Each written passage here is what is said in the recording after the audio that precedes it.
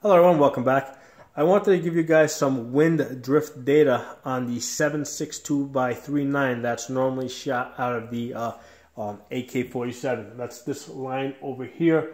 There's the different yardages over there. And the reason why I'm doing this is because, I was looking for some data on wind drift for the 7.62x39 and I couldn't find a single chart on the internet, okay? So I thought this would be a really good video to do. There's a lot of information on the 5.56, okay, for the AR-15, and there's a ton of information on the 308, but nothing on the 7.62x39. So the way I went about this is I was able to find one chart, and only one chart, on the 300 blackout. Now the 300 blackout is of a similar weight, and it goes at a similar velocity to the 7.62x39. So that was my starting point. I took the 300 blackout numbers that I found on this wind drift chart, and I threw them up here. Okay, and then the next thing I did is I went out to 200 yards, and happened to have a 10-mile-per-hour wind, or an average 10-mile-per-hour wind today. So I shot at 200 yards, and I was able to verify that at 200 yards. A 10-mile-per-hour wind pushed my 7.62x39 about 6 inches to the left, because that's the way that the wind was going. Okay, so what I'm doing over here is I'm basically going to average these numbers out. I'm not going to get too deep into the decimal points because I don't think that you can be that precise. Okay, a lot of this data that you see over here, you don't know what weight bullet they were using, you don't know what length barrel they were using, so I'm really looking to get to the nearest half foot, okay, to the closest 6 inches.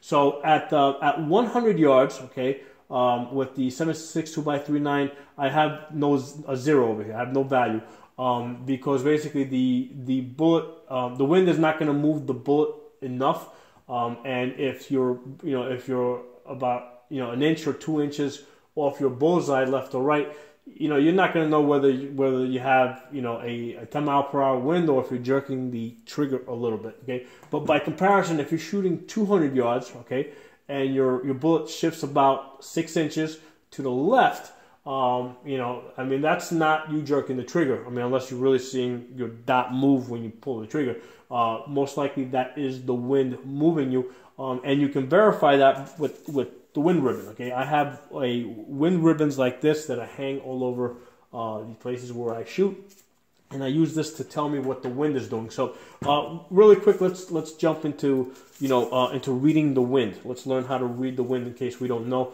So you hang the ribbon out like this, and there's a key over here so you guys can kind of reference this. If the ribbon's hanging straight down like it is right now, basically there's zero wind. Okay, if the ribbon's all the way out here, right, that's a 20-mile-per-hour wind, okay?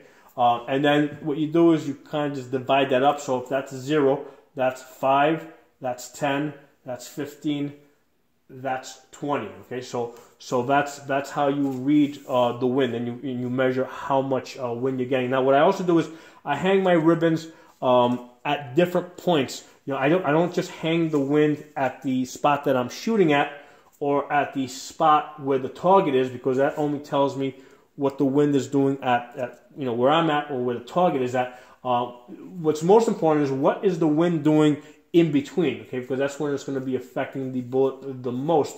So I hang the ribbon at different points, along the distance that I'm shooting, and because like today I was at one point, let's say I was seeing that the ribbon was like straight like this where I was, but the rest of the range down it was like this. So I knew that it was, I knew that the wind was pretty much 10 miles per hour for most of that distance. Okay, the wind is the most inconsistent thing that you're gonna encounter when you're shooting. Okay, because you can reasonably estimate the drop of the bullet. You can estimate what the gun's going to do. You can estimate what you're going to do, but it's really hard to estimate what the wind's going to do.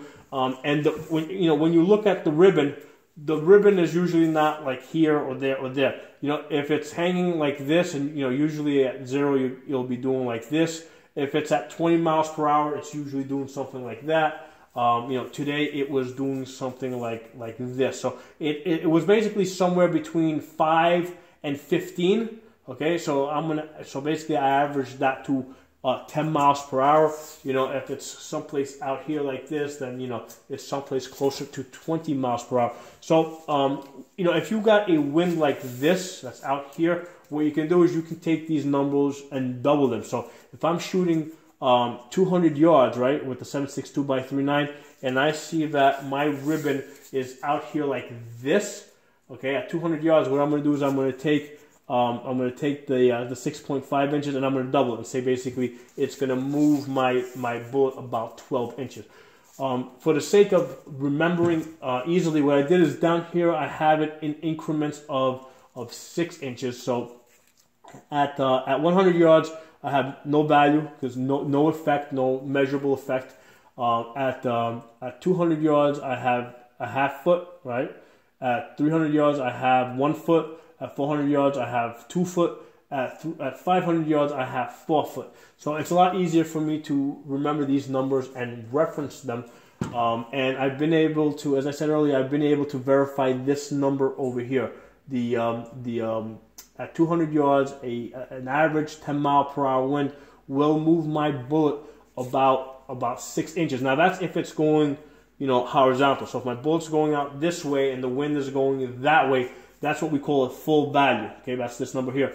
If I'm shooting this way and the wind is going diagonally, right? So if I look at my ribbon, instead of the ribbon being like this, if it's kind of diagonal like this, okay, that's a half value.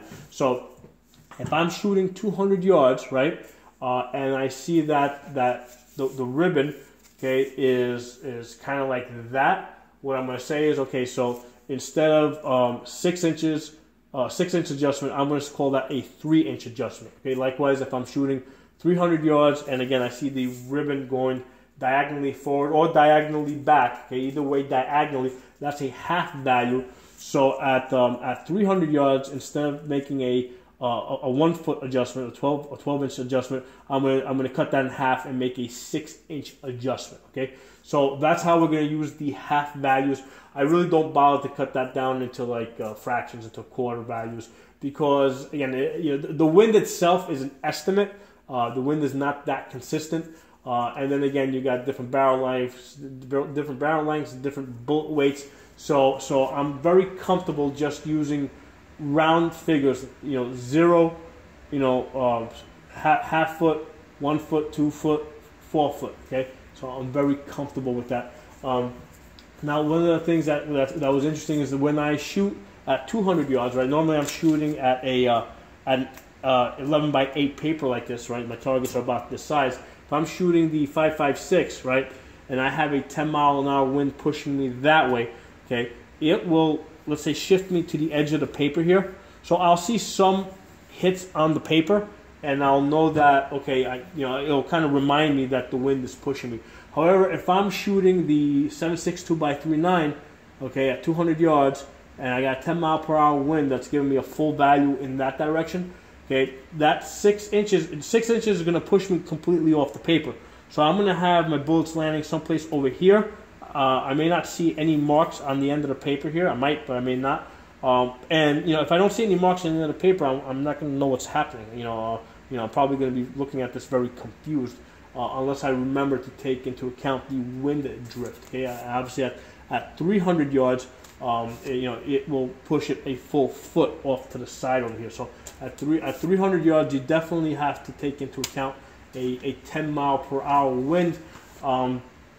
At 300 yards, this data is very it's pretty accurate. I've tested this out to 250, and it's pretty much within 6 inches, it's correct. Now, once you get out to 400 yards or 500 yards, obviously there's, I'm going to have less confidence in this, but we're not trying to get within inches here. We're trying to get to the nearest half foot. So at 400 yards, shooting the 7.62 by 3.9, if I have a full value wind going horizontally, it'll push me about 2 feet.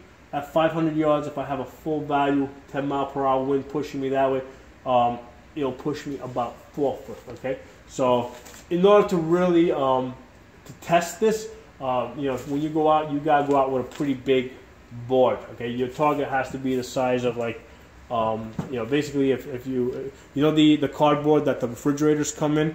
Well, you take one of those big cardboard boxes, you open it up, and that's how you test this at 500 yards. You need a target that big, you know, with a 10-mile-per-hour wind to test and see how accurate this 4-foot wind drift is going to be. So, which I will try and do at some point.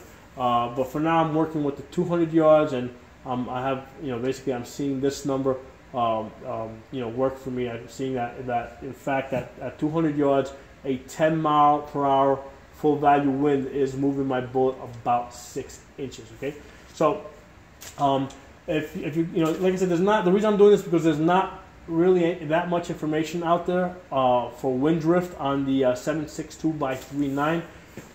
So if you know, if you guys like this video, if you think it's useful, you guys can share it, post it around. You know, other people might see it and find it useful. If you like it, give it a thumbs up. If you're not a member of my channel, subscribe, hit that bell button. I'll talk to you guys soon.